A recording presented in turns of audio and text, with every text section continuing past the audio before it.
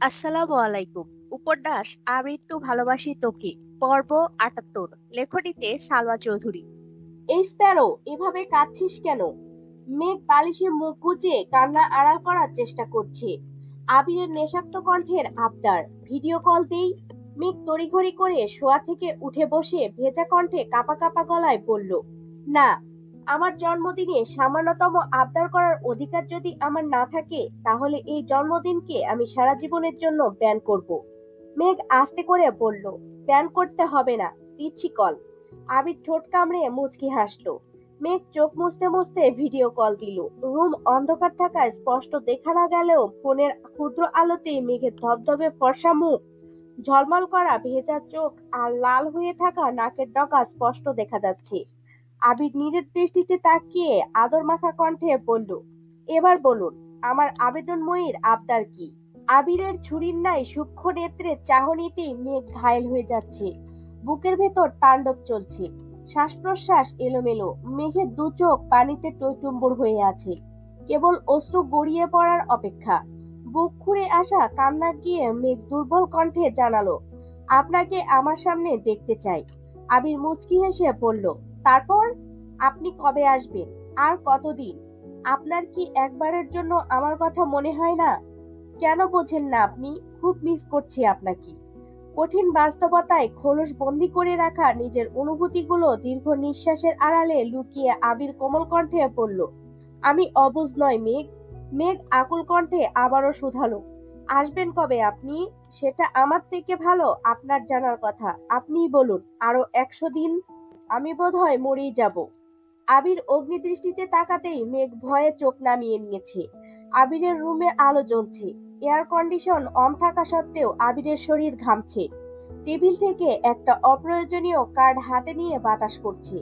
মেঘ গভীর মনোযোগ দিয়ে আবিরকে দেখে। হাত দিয়ে বাতাস করার কারণে ফোন কিছুটা দূরে সরিয়েছে। মেঘের নজর নগ্ন লোমশ বুকে পড়তেই লজ্জায় চোখ সরিয়ে নিয়েছে। আবির রুমের ছাদের দিকে তাকিয়ে আনমনে কিছু ভাবছে।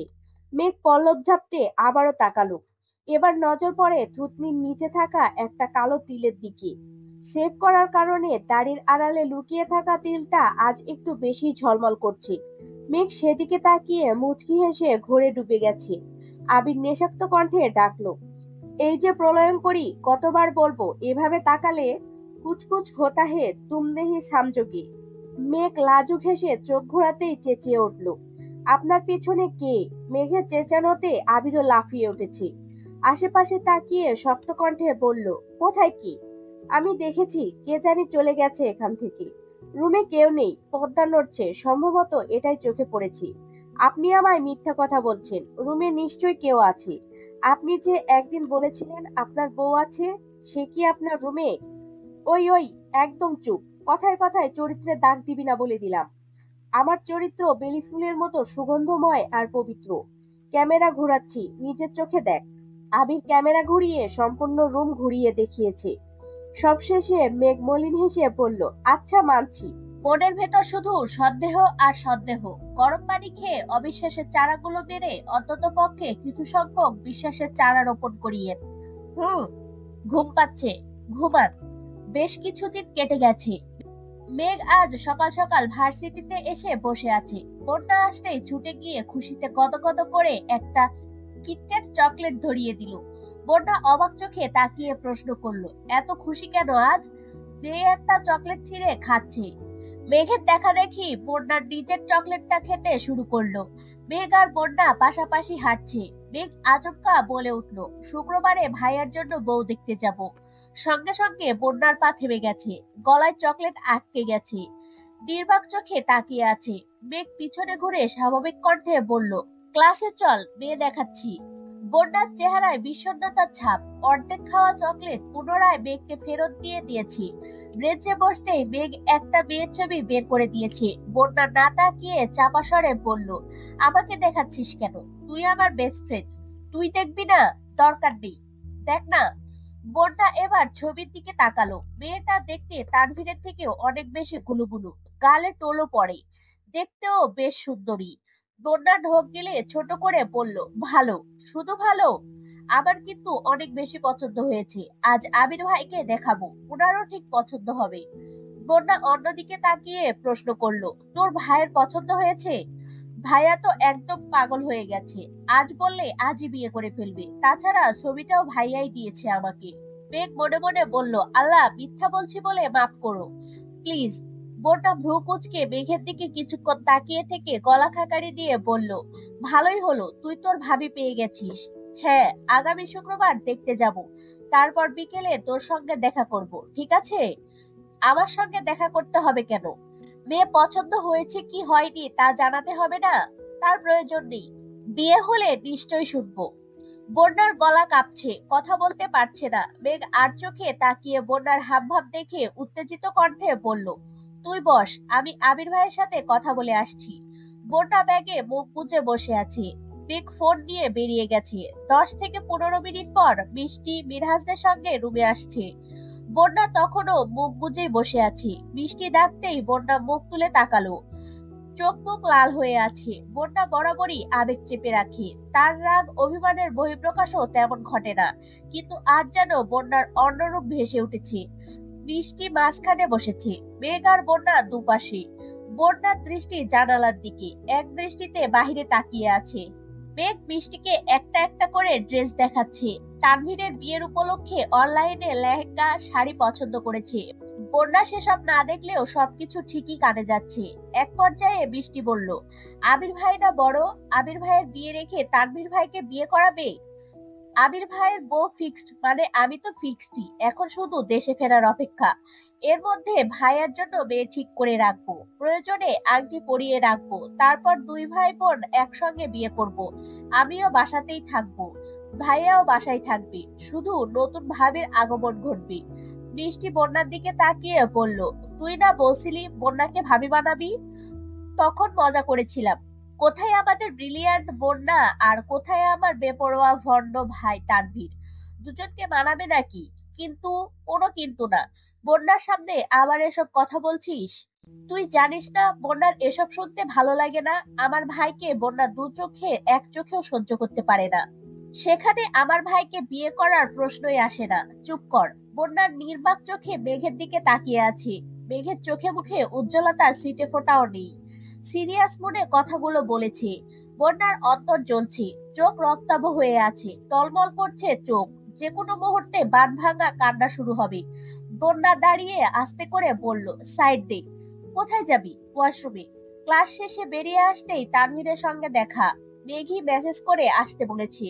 ইদানিং অফিসে যাওয়ার কারণে তানভীরের ড্রেস আপও বেশ পরিবর্তন এসেছে। আজ একটা চেক শার্ট ইন করে পড়েছে, চোখে সানগ্লাস, হাতে বন্যার দেয়া সেই ঘড়িটা। বন্যা এক পলক তাকিয়ে সঙ্গে সঙ্গে চোখ সরিয়ে নিয়েছে। আর সালাম পর্যন্ত দিচ্ছে না। কাছাকাছি আসতেই তানভীর সালাম দিল। বন্যা উত্তর দিচ্ছে না দেখে মেঘি সালামের উত্তর দিল। তানভীর বন্যাকে উদ্দেশ্য করে প্রশ্ন করলো, কেমন আছো? বন্যা নির্বিকার ভঙ্গিতে দাঁড়িয়ে আছে। মেঘ নিজের ব্যাগটা গাড়িতে রেখে আহ্লাদি কণ্ঠে বলল, ভাইয়া, আমি ওদের সঙ্গে একটু কথা বলে আসি, তোমরা দাঁড়াও। মেঘ দ্রুত সরে গেছে। তানভীর এক দৃষ্টিতে বন্যাকে দেখছে। বন্যার উত্তর না পেয়ে দ্বিতীয়বার প্রশ্ন করলো, তোমার কি কানে সমস্যা? কথা শোনো না? বন্যা চোখ তুলে তাকাতেই তানভীর বুকের ভেতরটা স্যাঁত করে উঠেছে। বন্যার ফ্যাকাশে চোখ মুখ দেখে উদ্বিগ্ন কণ্ঠে শুধালো, কি হয়েছে তোমার? তুমি কি অসুস্থ? না, ঠিক আছি। তোমাকে দেখে একদম ঠিক লাগছে না, ডাক্তার দেখিয়েছো? আমি চলে যাচ্ছি, মেঘকে বলে দিয়েন। বন্যা পা বাড়াতেই তানভীর বন্যার বাহু চেপে ধরে শক্ত কণ্ঠে বলল, এক পা বাড়ালে এর ফলাফল খুব খারাপ হবে। মেঘকে আসতে দেখেই তানভীর হাত ছেড়ে রাগী স্বরে বলল, চুপচাপ গাড়িতে বসো। মেঘ এসে স্বাভাবিক কণ্ঠে বলল, ভাইয়া, বন্যাকে মোকলেস দুলা ভাইয়ের দোকান পর্যন্ত নামিয়ে দিও প্লিজ। তানভীর আর বন্যা দুজনেই অগ্নিদৃষ্টিতে তাকালো। মেঘ ফিক করে হেসে বলল, উপস, সরি, মোকলেস দুলাভাই না, মোকলেস দাদা। তানভীর আবারও বলল, বন্যা গাড়িতে বসো। মেঘও বলল, তাড়াতাড়ি আয়।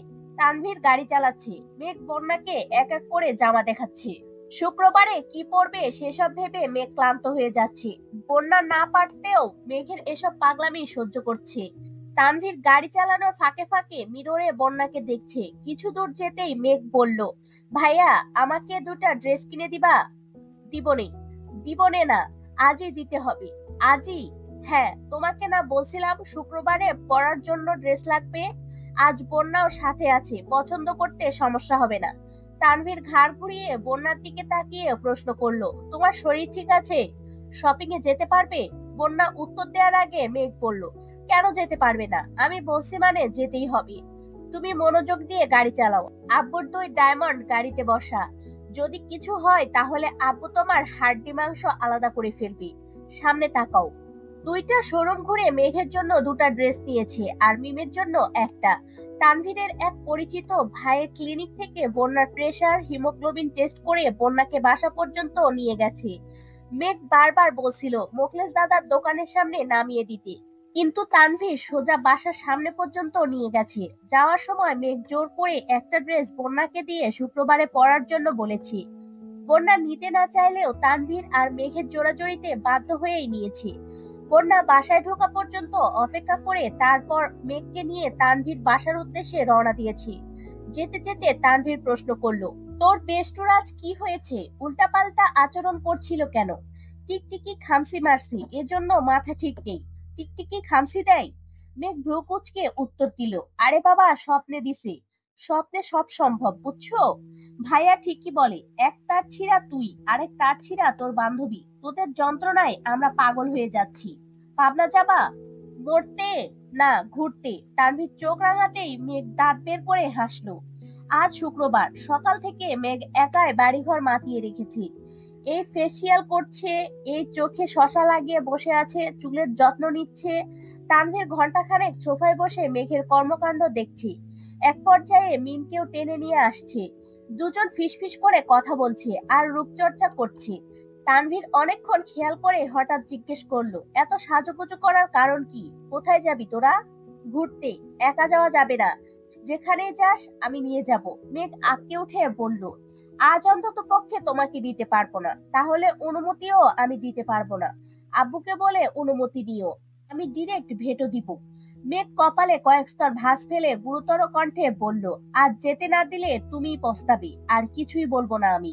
তানভীর চোখ ছোট করে গভীর কণ্ঠে জানতে চাইলো, আমি পস্তাবো কেন?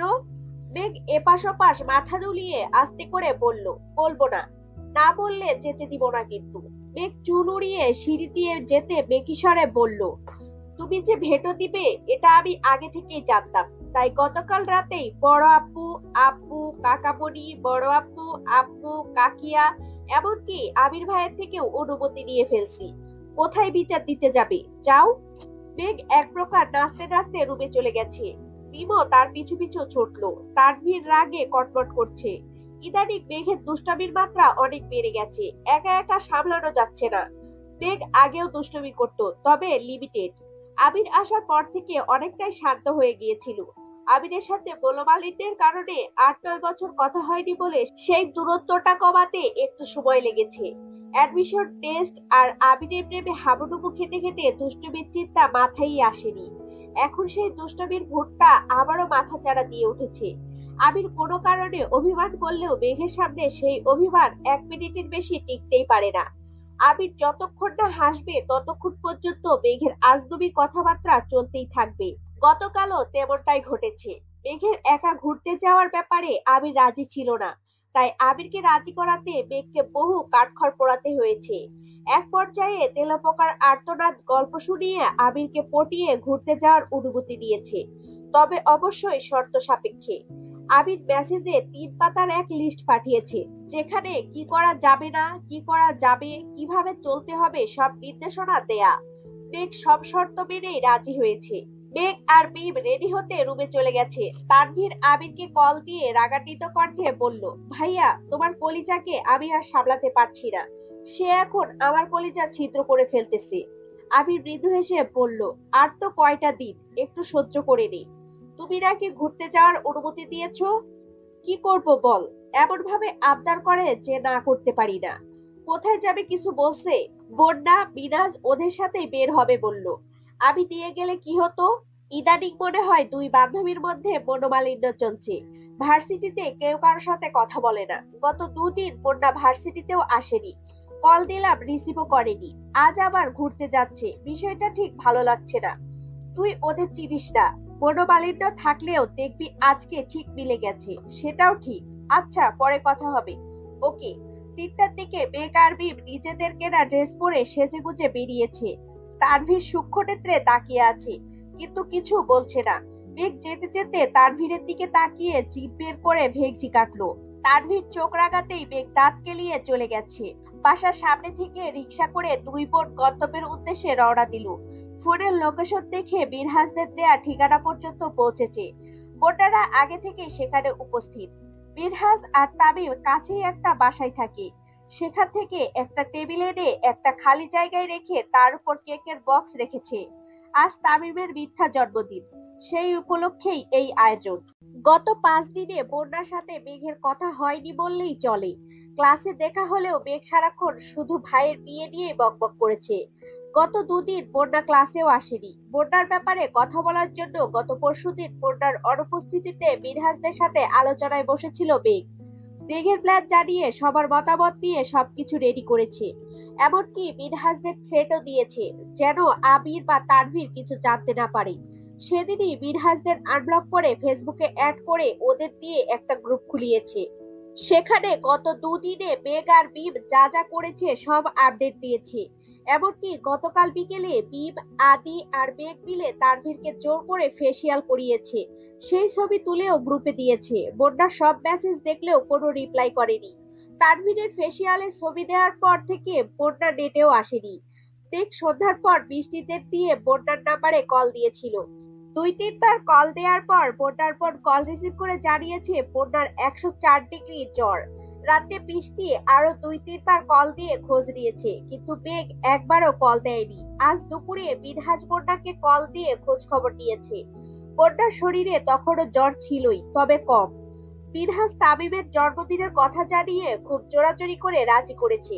সাথে এটাও বলেছে যেন মেঘের দেয়া ড্রেসটা পরে আসে। বন্যা তখন জিজ্ঞেস করেছিল, আমি যে অসুস্থ এটা কি মেঘ জানে?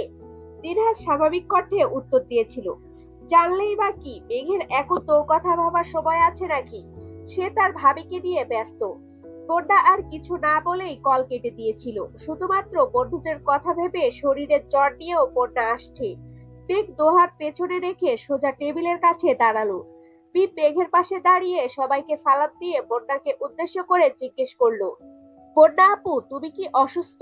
বন্যা উত্তর দেওয়ার আগেই মিমের দিকে তাকিয়ে রাগী স্বরে বলল, তুই কি বন্যার খোঁজ দিতে আসছিস? যার জন্মদিন তাকে উইশ কর।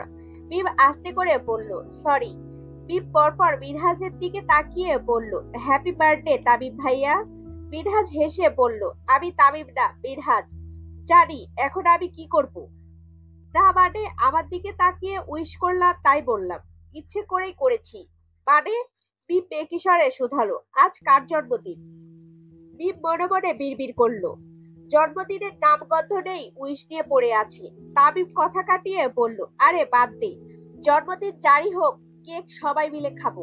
বন্যা চাপা স্বরে বলল, তাড়াতাড়ি কর, বাসায় যেতে হবে। তামিম তপ্ত স্বরে বলল, বাইকে আসার সময় ছুরিটা রাস্তায় পড়ে গেছে, মেঘকে বলেছিলাম ছুরি নিয়ে আসতে। মেঘকে উদ্দেশ্য করে শুধালো, ছুরি আনছিস? মেঘ বন্যার দিকে তাকিয়ে পেছন থেকে এক হাত সামনে এনে টেবিলে রাখতেই মিনহাজ চেঁচিয়ে উঠল, তোকে কেক কাটার প্লাস্টিকের ছুরি আনতে বলেছিলাম, তুই মানুষ কাটার ছুরি নিয়ে আসলি কেন? মেঘ বন্যার দিকে তাকিয়ে থেকেই উত্তর দিল, কোন কাজে লাগে বলা যায় না। তামিম চোখ বড় করে বলল, ভাবি আমাদের সেই মুডে আছে, আজ এসপার ওসপার করেই ছাড়বে। বন্যা ঢোক গিলে শান্ত স্বরে বলল, ওর মুডে থাকার দিন, ও তো মুডেই থাকবে। কেক কাটলে কাট, না হয় আমি চলে যাব।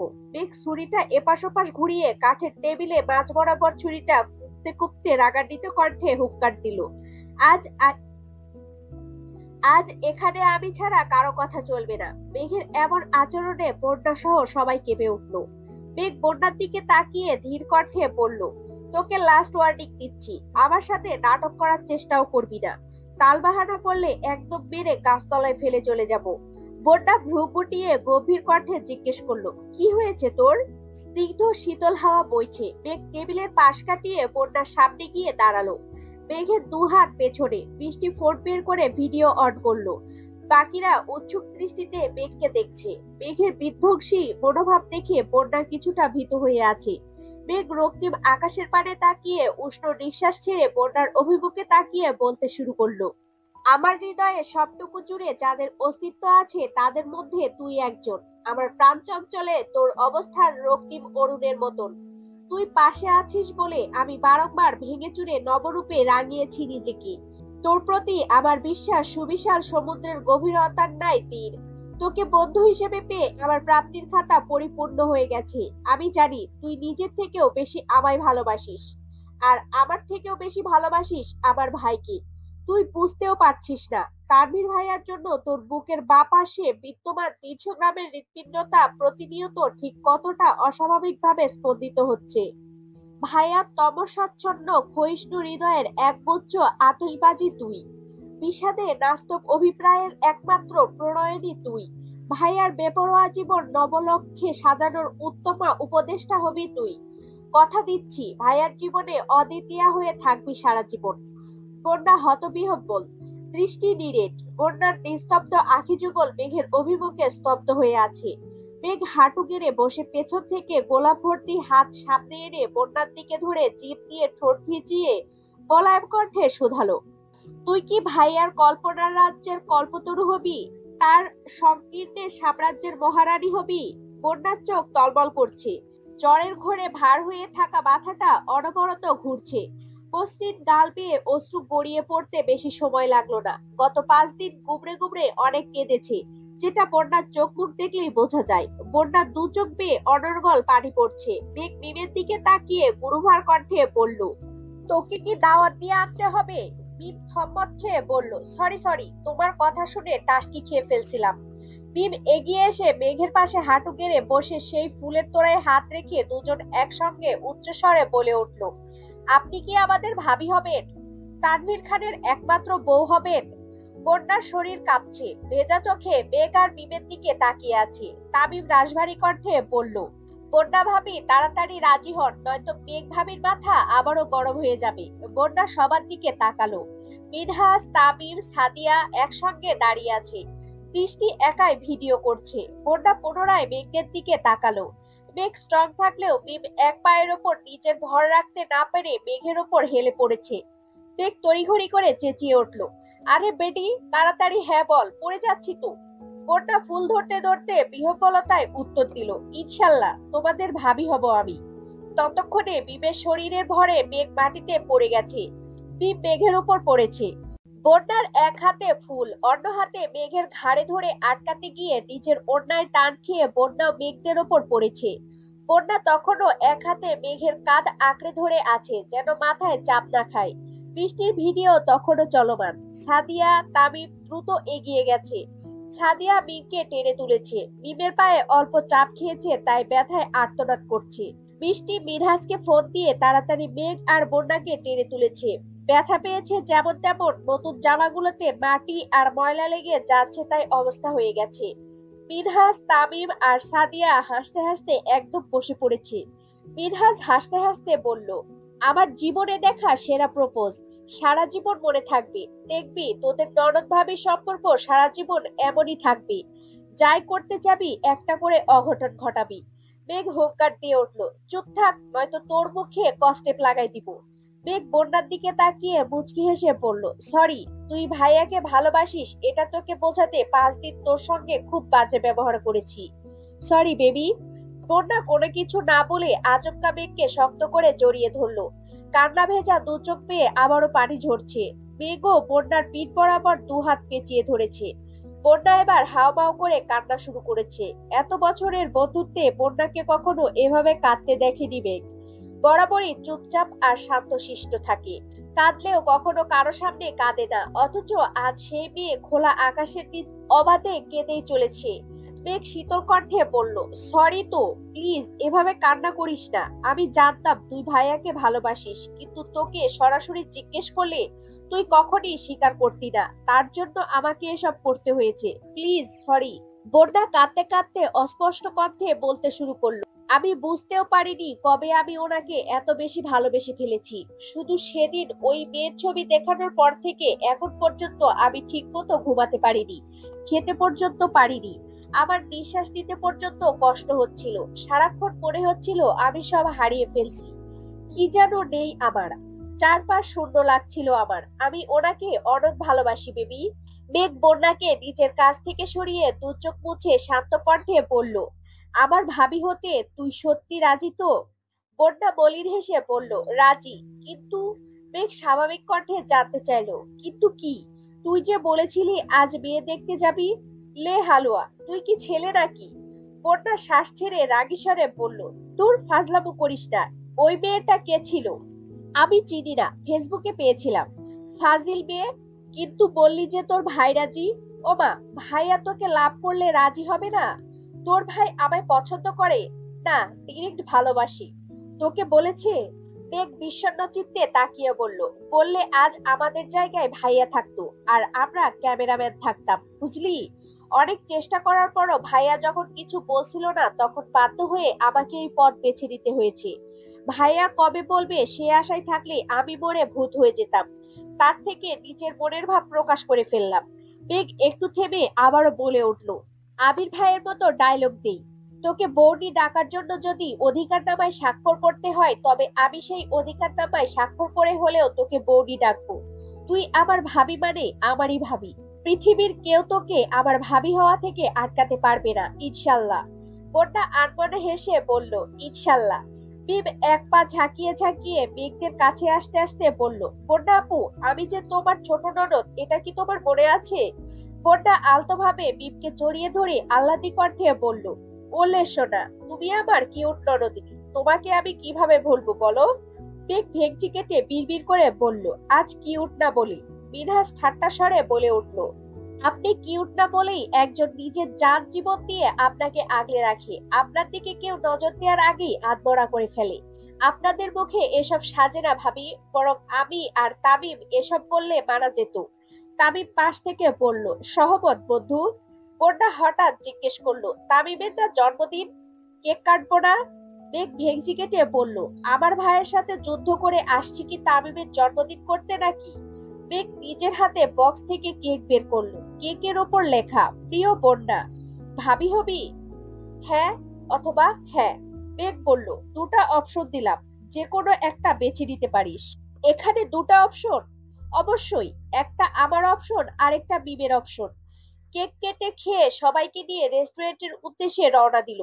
সন্ধ্যার আগে আগে বাসায় না গেলে নিশ্চিত বকা খাবে। রেস্টুরেন্টে পূর্ণা আর মেঘ পাশাপাশি বসে খাচ্ছে আর ফিসফিস করে গল্প করছে।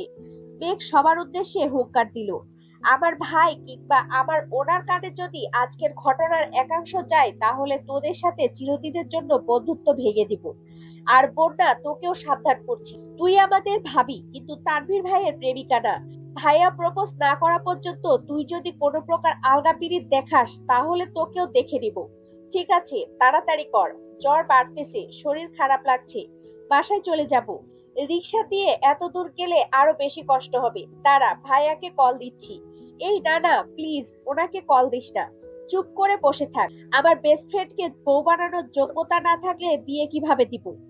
মেঘ তানভীরকে কল দিয়ে আসতে বলেছে। তানভীরও চটজলদি রেডি হয়ে রওনা দিয়েছে। ওদের খাওয়া শেষ হতে হতে তানভীর চলে আসছে। সবার থেকে বিদায় নিয়ে তানভীরের সামনে আসতেই তানভীর পরপর তিনজনের দিকে তাকালো। তিনজনের জামার অবস্থা দেখে তানভীর গম্ভীর কণ্ঠে শুধালো, তোরা কি ফুটবল খেলতে গেছিলি? মেঘ একটা বক্সে হ্যাঁ লেখা এক টুকরো কেক তানভীরের মুখের সামনে ধরে বলল, এটা পুরস্কার, এবার হা করো। কিসের পুরস্কার? আর কেকে হ্যাঁ লেখা কেন? তুমি আমাদের ভালোবাসো না? হ্যাঁ, এটাই লেখা, এখন হা করো। তানভীর হা করতেই মেঘ কেক মুখে দিয়ে অস্থির হয়ে বলল, এখন চলো, আমার বেবি অসুস্থ। মেঘ আর মিম দ্রুত গাড়ির দিকে চলে গেছে। বন্যার মাথা ঘুরছে, তবুও আস্তে করে পা বাড়ালো। তানভীর উদ্বিগ্ন কণ্ঠে জানতে চাইলো, কি হয়েছে তোমার? জ্বর। জ্বর শব্দটা কানে বাজতেই তানভীর এগিয়ে এসে বন্যার কপালে হাত রাখলো। সঙ্গে সঙ্গে বন্যার শরীর ঝাঁকুনি দিয়ে উঠেছে। মেঘ আর মিম দূর থেকে এই দৃশ্য দেখে মেঘ দ্রুত দু হাতে মিমের চোখ ঢেকে বেকিসরে বলল, রোমান্টিক সিন দেখার বয়স হয়নি তোর। তানভীরের পেশিবহুল হাতে নজর পড়তেই বন্যা চোখ নামিয়ে আতঙ্কিত কণ্ঠে বলল, হাত ছড়ান। হাত ছড়াবো কেন? এত জ্বর নিয়ে বাহিরে ঘুরছো কোন সাহসে? আর হাতে এত ফুল কেন? কে দিয়েছে? কে কি বা কিসের ছিল? বন্যা কি বলবে বুঝতে না পেরে আস্তে করে বলতে দিল, তামিমের। এটুকু বলতেই তানভীর কপাল থেকে হাত সরিয়ে চিৎকার করলো, তাবিব তোমায় ফুল দিয়েছে? না না, তাহলে কে দিয়েছে? মেঘ। সত্যি তো? বিশ্বাস না হলে মেঘকে জিজ্ঞেস করুন। গরুকে জিজ্ঞেস করার প্রয়োজন নেই। ডাক্তার দেখিয়েছিলে? না, ওষুধ খেলেই কমে যাবে। তানভীর অগ্নিদৃষ্টিতে তাকিয়ে শক্ত কণ্ঠে বলল, এই মেয়ে, তুমি এত কেয়ারলেস কেন? সেদিন যে বললাম প্রেসার কম, খাওয়া দাওয়া করতে ঠিক মতো, কথা মানলে না কেন? উল্টো জ্বর বাঁধিয়েছো। বন্যা কিছু না বলে মাথা নিচু করে চলে যাচ্ছে। তানভীর পেছন পেছন গজগজ করতে করতে যাচ্ছে। কল দিলে কল রিসিভ করে না, কিছু জিজ্ঞেস করলে উত্তর দেওয়ার প্রয়োজন মনে করে না, নিজের যত্ন পর্যন্ত নেয় না। এর থেকে রোবটও শতগুণে ভালো। বন্যা সামনে যেতে যেতে তানভীরের কথা শুনে মুচকি হাসলো। বন্যাকে ডাক্তার দেখিয়ে ঔষধ আর কিছু ফল কিনে বাসা পর্যন্ত পৌঁছে দিয়ে তারপর ওরা বাসায় আসছে। সারাদিনের ক্লান্তিতে মেঘ মাগরিবের নামাজ পড়েই ঘুমিয়ে পড়েছে। ফোন টেবিলের ওপর সাইলেন্ট অবস্থায় পড়ে আছে। আবির সন্ধ্যার পর সবার সাথে কথা বলার সময় মেঘের সাথে কথা বলতে চেয়েছিল, কিন্তু মেঘ আশেপাশে নেই শুনে তেমন জোরও করেনি। কিন্তু মেঘের সঙ্গে কথা বলার জন্য মনটা ছটফট করছে। মেঘদের বাসায় পৌঁছে দিয়ে তানভীর একটা কাজে শহরের বাইরে গেছে, আগামীকাল ফিরবে। মেঘের সাথে কথা বলার জন্য 2-3 বার আব্বু মামনির নাম্বারে কল দিয়েছে, কিন্তু মেঘের কথা বলতে পারছে না। কাকিয়ার ফোন প্রায় সময় বিবের কাছে থাকে, সেই ভেবে কাকিয়াকেও কল দিয়েছে, কিন্তু আজ ফোন কাকিয়ার কাছেই। আবির এক পর্যায়ে বাধ্য হয়ে ফুপ্পিকে কল দিল। ফুপ্পি এশার নামাজ পড়ছেন, তাই জান্নাত ফোন রিসিভ করে সালাম দিল। জান্নাতের কণ্ঠ বুঝতে পেরে আবির সালামের উত্তর দিয়ে স্বাভাবিক কণ্ঠে জিজ্ঞেস করলো, কেমন আছো? আলহামদুলিল্লাহ ভালো, তবে রেগে আছি। কেন আপু? ভাইয়া, আজ আমি তোমার ভাবি হিসেবে কথা বলছি। জি ভাবি, বলুন। জান্নাত মনমরা হয়ে বলল, আমাদের বিবাহ বার্ষিকীতে মেয়েকে আসতে দিলেন না কেন? আম্মুকে দিয়ে তোমাকে কতগুলো কল দিলাম, আমি নিজে দিলাম, তানভীর ভাইকে পর্যন্ত কতগুলো কল দিয়েছি। এটা কি তুমি ঠিক করলে? আবির মুচকি হেসে বলল, আমি চিন্তা করেছি আমার বউকে এখন থেকে একা কারো বাসায় যেতে দিব না। একা একা ঘুরলে আমার কথা ভুলে যাবে। এই যে আজ বন্ধুদের সাথে ঘুরতে বেরিয়ে সারাদিনেও আমার খোঁজ নেয়নি। একদম ঠিক করেছি। এত বউ পাগল যেহেতু বউকে নিয়ে চলে যাইতা। আমি তো নিয়ে আসতামই, কিন্তু আপনার মামা শ্বশুর মানে আমার আব্বা জান শুনলে হার্ট অ্যাটাক করে ফেলবেন, এই ভয়ে আনতে পারিনি। মেঘের আব্বু শুনলে মনে হয় হার্ট অ্যাটাক করতো না। আমার শ্বশুর অনেক স্ট্রং, আর ওনাকে যদি আজ বলি মেয়েকে পাঠিয়ে দিতে, উনি এক কথায় রাজি হয়ে যাবেন। জান্নাত উত্তেজিত কণ্ঠে বলল, সত্যি? মেজ মামা জানে? তুমি বলে ফেলছো? আমি বলিনি, কিন্তু উনি রাজি। এটা আবার কেমন কথা? এটা এমনই কথা। সেসব বাদ দেন, এখন আমার বাসায় ফোন দিয়ে আমার বউটাকে ঘুম থেকে উঠিয়ে আমাকে কল দিতে বলুন। বউকে খুব মিস করছি। আমাকে এসব বলতে তোমার লজ্জা লাগছে না? আপনি বললেন আজ আপনি আমার ভাবি, তাই দেবর হিসেবে ভাবির কাছে আবদার করাই যায়। রাখছি এখন। আচ্ছা। জান্নাত যথারীতি হালিমা খানকে কল দিয়ে মেঘের সাথে কথা বলার নাম করে মেঘকে ঘুম থেকে তুলে আবিরের কথা বলেছি। মেঘ তড়িৎ বেগে উঠে ওয়াশরুম থেকে চোখ মুখে পানি দিয়ে এসে আবিরকে কল দিল। আবির অডিও কল কেটে ডিরেক্ট ভিডিও কল দিল। মেঘ ঘুম ঘুম চোখে তাকিয়ে সালাম দিল।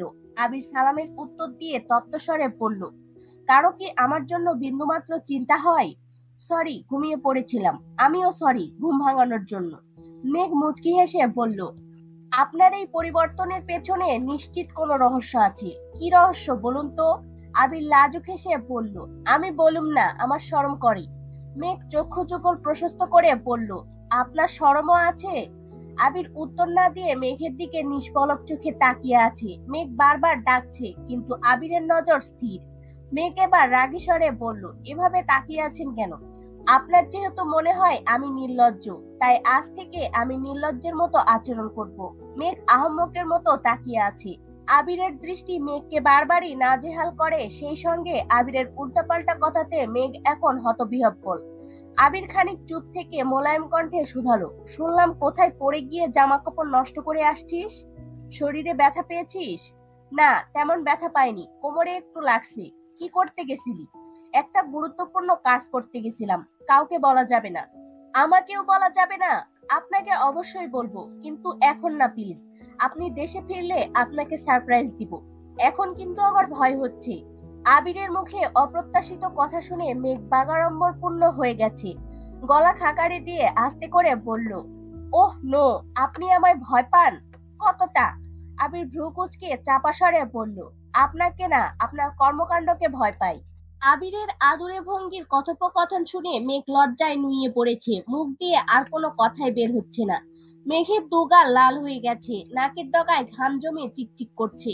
অডিও কল আর মেসেজে মেঘের কথার রাজত্ব চললেও ভিডিও কলে আবিরের সাথে কথা বলতে মেঘের হিমশিম খেতে হয়। গত ১.৫ বছরে আবির যতটা ভদ্র থাকার চেষ্টা করেছে, এই ২-৩ মাসে ভদ্রতার সেই মুখোশ সরে গেছে। সব বিধিনিষেধ ভুলে মেঘকে আপন করার এক বিচিত্র প্রচেষ্টা চলছে। আবিরের অব্যক্ত দৃষ্টি সর্বক্ষণ কিছু ব্যক্ত করতে চায়, আর সেই অবাঞ্ছিত দৃষ্টিতেই মেঘ বারংবার ঘায়েল হয়।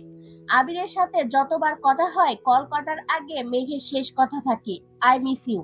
আবিরকে কিছু বলার সুযোগ না দিয়েই কল কাটে প্রতিবার। মেঘের এমন কর্মকাণ্ডে নিঃশব্দে হাসা ছাড়া আবিরের আর কিছুই করার থাকে না। রাত ১১টার দিকে তানভীর বন্যার নাম্বারে কল দিল। আজ প্রথম কলটাই রিসিভ হলো। বন্যা মৃদু স্বরে বলল, আসসালামু আলাইকুম। ওয়ালাইকুম আসসালাম। জ্বর কমেছে? কিছুটা। ওষুধ খেয়েছো? জি। আপনি খেয়েছেন? না। বন্যা উদ্বিগ্ন কণ্ঠে বলে উঠল, এত রাত হয়ে গেছে এখনো খাননি কেন? একটা কাজে শহরের বাইরে আসছিলাম, অনেক রাত হয়ে গেছে, তেমন দোকানপাট খোলা নেই। ২-১টা খোলা আছে, কিন্তু খাবারের মান তেমন ভালো না, তাই খেতে ইচ্ছে করেনি। সারা রাত না খেয়ে থাকবেন? তুমি হঠাৎ আমার খাবার নিয়ে এত চিন্তা করছো কেন? ঘটনা কি? আমার সামান্য জ্বর থেকেই আপনি সন্ধ্যায় যেভাবে ডাক্তার দেখাতে উতাল হয়ে গিয়েছিলেন, তখন কি আমি কিছু বলেছি? এটাকে সামান্য জ্বর বলে না বন্যা, ১০৩ থেকে ১০৪ ডিগ্রি ফারেনহাইট জ্বর, কখনোই স্বাভাবিক না। তার থেকেও বড় কথা, এত জ্বর নিয়ে তুমি ঘুরতে বের হলে কোন বিবেকে? এই তোমার ম্যাচিউরিটি? আমি কখন বললাম আমি ম্যাচিউর? তাছাড়া আজ না বের হলে হয়তো জীবনের সেরা মুহূর্তটা মিস করতাম। মানে, কিসের সেরা মুহূর্ত? তেমন কিছু না, তবে অনেক কিছু। বনুর মতো তুমিও শুরু করো না প্লিজ। এমনিতেই খাইনি, মাথা ঘুরছে, তোমার কথা শুনে মনে হচ্ছে এখনই বেহুশ হয়ে যাব। কি হয়েছে বলো প্লিজ। বন্যা ফিসফিস করে বলল, আপু আসছে, বাই। বন্যা কল কেটে দিয়েছে। তানভীর থম মেরে বসে আছে। একটু পর আবিরকে মেসেজ দিল। খানিক বাদেই আবিরের কল আসছে। রিসিভ করতেই আবির বলল, তোকে আমি একটা কাজ দিছিলাম, তা না করে এত রাতে কার সাথে কথা বলছিস? তানভীর স্বাভাবিক কণ্ঠে জানালো, বন্যার সাথে কথা বলছিলাম। আর তোমার কাজ শেষ করেই কথা বলছি। আমি তো তোমার মতো না, যে সব কাজ ফেলে বউয়ের সঙ্গে প্রেম করতে লেগে যাব। দূর, বেশি কিছু বলতেও পারি না, কারণ বোনটাও আমারই। আবির ঠাট্টার স্বরে শুধালো, এত রেগে আছিস কেন? কি হয়েছে ভাই? রেগে থাকবো না, একটা গুরুত্বপূর্ণ বিষয় নিয়ে আলোচনায় বসছি, সবকিছু ফাইনাল। তোমার সিদ্ধান্ত নেওয়ার জন্য জাস্ট কল দিয়েছি। ২ মিনিটের আলাপ, সেখানে তুমি আমার কল তো রিসিভ করলাই না, উল্টা আমায় ব্লক করে দিলা। এখন আবার আমায় বলতে আসছো আমি কাজ ফেলে কার সঙ্গে কথা বলি? বাহ ভাই। আবির স্বভাবস্বরূপ গম্ভীর কণ্ঠে বলল, প্রেমের সময় যারা বাগড়া দেয় তারা মানুষরূপী আগাছা, বুঝলি? আমি আগাছা হলে তুমিও আগাছা, আমার প্রেমের সময় তুমিও বাগড়া দিয়েছো। একদম না, আমি একবার কল দিলে ওয়েটিং পেয়ে সঙ্গে সঙ্গে কল কেটে দিয়েছি, আর একটা কলও দিইনি। তুই কথা শেষ করে মেসেজ দিয়েছিস, তারপর আমি কল দিয়েছি। আর তুই?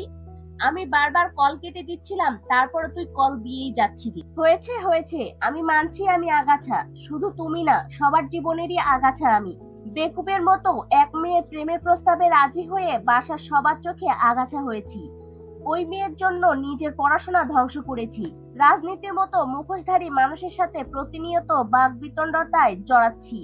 এখন একজনকে মন থেকে ভালোবাসি, কিন্তু তার জীবনেও আমি ভিলেন পদে আছি। আহারে, আগাছাময় জীবন আমার।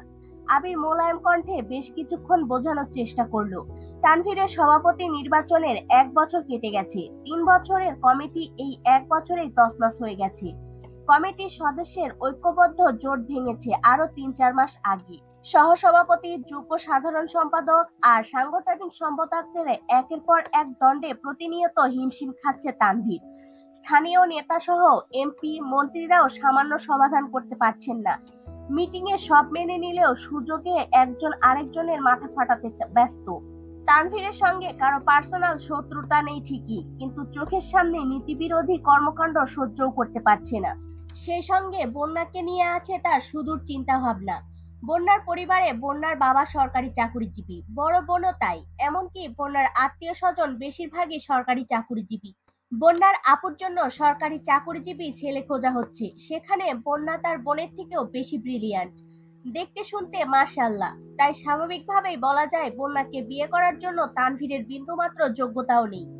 বন্যাদের বংশের কেউ কখনো রাজনীতি করেনি।